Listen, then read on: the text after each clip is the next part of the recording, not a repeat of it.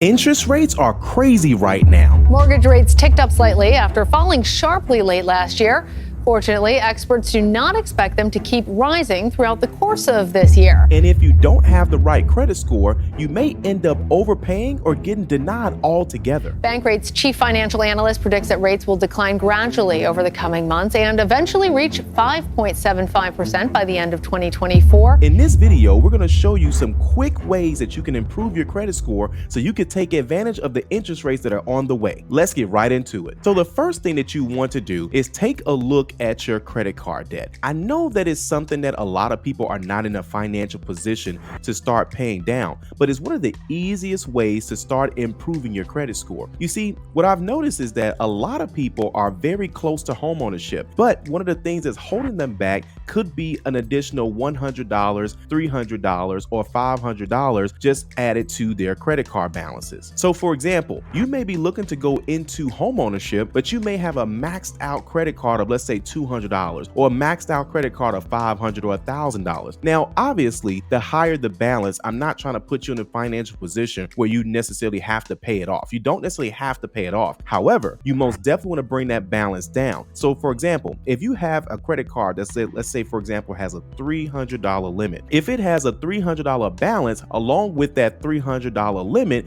the problem is that it's the percentage that's actually keeping you from going into homeownership. If, for example, if it's at 100% utilization, which that example is $300 balance, $300 limit, all you have to do is pay half of it off or more than half, right? You don't necessarily have to take it down to zero, but then that will in turn improve your credit score anywhere between 15 to 30 points. Now, what also makes a difference is how many credit card accounts you have. If you don't have that many accounts, like 2 or 3, you most definitely going to see those points improve in that range that I just mentioned, about 15 to 30 to 35 points. Now, if you have a lot of credit cards, like more than about 8 or more than 5, then you're probably going to you're still going to see an increase, but you're probably going to see a much lower bracket, somewhere that's in between about 15 to 20 to 25 points, okay? Because those points are spread out based on a lot of different other factors that are on your credit report. But you want to start with your credit card and say, okay, which credit card can I start putting extra money on? Can I at least start with the snowball method, for example? And that's starting with the credit card that has the smallest balance and then paying that one off. And then the amount of money that you would typically pay on that credit card, that monthly payment, whether it was 25, 35, 50, 100, whatever that is, you now apply that same amount to the next credit card that has the smallest balance, and then so on and so forth until you've actually paid off all the credit cards. So that's number one, starting off with your credit cards. Mortgage rates ticked up slightly after falling sharply late last year.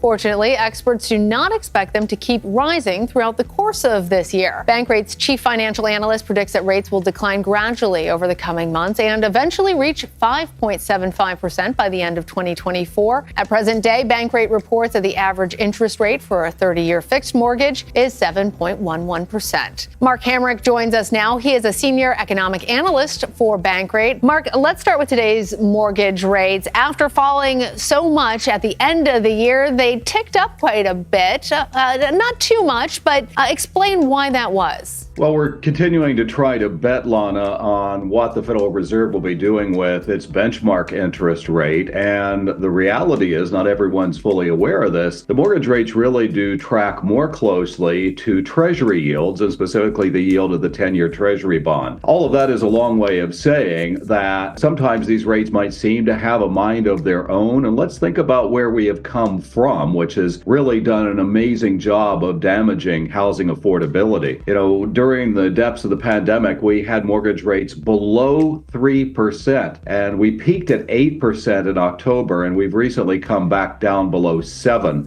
So it's been quite the journey, and the impact has been to really double the monthly payment that one would make in purchasing a home. Number 2, adding your subscription services to your credit report. A lot of people don't know that there's a company out there that will actually take a look at all of the monthly subscription services if they have it in their database, and they're going to add that payment history to your credit report. So that includes Apple Music, Netflix, Hulu, Spotify, or anything that's very similar to these monthly subscription-based services. Essentially how it works is you attach the monthly subscription to the debit card. the debit card, once it pays that account, is going to report that to all 3 credit bureaus. It's with a company called Grow Credit. To learn more about this, I got a link that in the description below. And essentially, once you sign up, you can attach a certain amount of your subscription services to the actual debit card that they give you. Then once you make the monthly payments each month, they're then going to report that payment history to all 3 credit bureaus. Yet again, another fast and simple, easy way to improve your credit score right away for homeownership.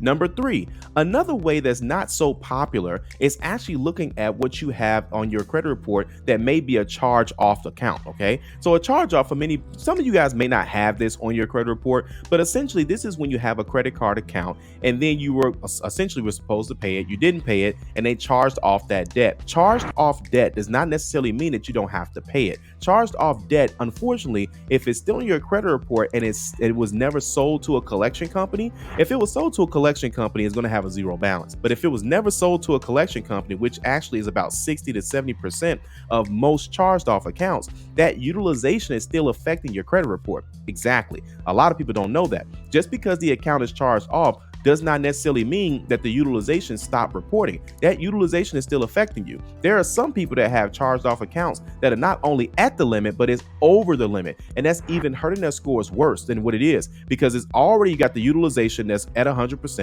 Then you have the fact that the utilization is over 100%. And then you have the fact that it's now a charged off account. What really holds the most weight, 30% of what makes your credit score, comes from utilization. So if it comes from utilization, that means all you have to do is make an arrangement. Now, this is what I tell people to consider all the time, is look at their charged off balances and then see what's feasible and see if they can reach out to the company to do what they call a settlement. Now, a settlement, by law, companies do not have to do a settlement. Again, they do not have to do a settlement, but essentially it's a nice gesture. This is how it works. You call up the company and say, hey, I see that I owe you $200. Right now I don't have that. Is there any way possible I can pay maybe 50 or 100 as a settlement? You'd be surprised what they say. The lowest settlement amount I've ever seen was a little bit under 50% in some cases. Okay, but on average, you're looking at about 70 to 80% for a settlement. Now, why would you do a settlement as opposed to paying it in full? It doesn't matter how it shows up on your credit report. What matters is how much money can you save. It doesn't make sense to pay off if you have let's say for example, a $200 charged off account. It doesn't make sense to pay the $200 in full if you're going to get the same exact result if you just did a settlement for, let's say, $125. Not only that, you're also going to save money as well. The goal here is to reduce the utilization. Now, if you're not in a financial position where you could essentially make a payment in half or something close to that, then you can still get on a payment plan as well. But again, it's going to be a lot easier if you could just do a simple settlement, especially if it's something that's feasible. Everyone's financial situation is a little bit different. So if you're at $1,000, if you're at $500, if you're at $300, you want to make sure that you're putting yourself in a financial position where you can actually put a major dent into that balance and see if they're willing to settle it.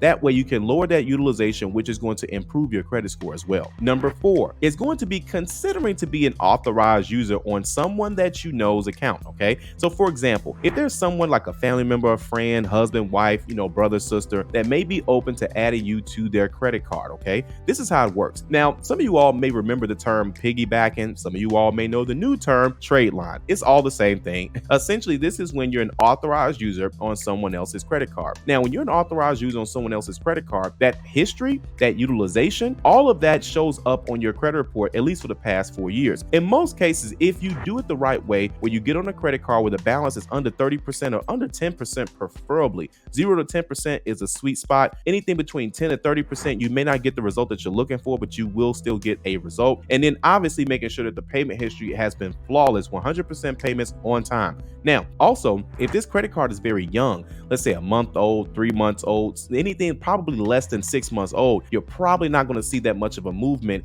inside of on your credit report and the scores itself. So something that's over like 6 months, over a year, the longer the better, but it can only go back about 4 years as it calculates into the score itself. Technically, it can go back about 7, but most credit reports only show the last 48 months. Now, if you're able to do that, then of course, making sure that it meets the guidelines, again, making sure that the balance is between 0 to 10%, preferably 10 to 30%. You're not going to get the results you're looking for, but it's still possible. Making sure it's got a little bit of age on it, that's a little bit longer than 6 months. And then obviously making sure that the payment history is pretty much flawless. Okay. If the account meets those 3 criteria, then you want to consider adding yourself as an authorized user. Now, here's something to consider. Not all authorized user positions are, well, essentially it's the banks that do this, but not all credit card companies are going to report authorized user history directly to all 3 credit bureaus, okay? So that means it may be 1 bureau, it may be 2 bureaus, but there are some banks that essentially do not send to all 3. So about half the banks that are out there only send to about 3 of the credit bureaus. Otherwise, it's not going to work out the way you're looking for, okay? And that's the fastest way to improve your credit score for homeownership. If you like this video, you're most definitely going to love the next one,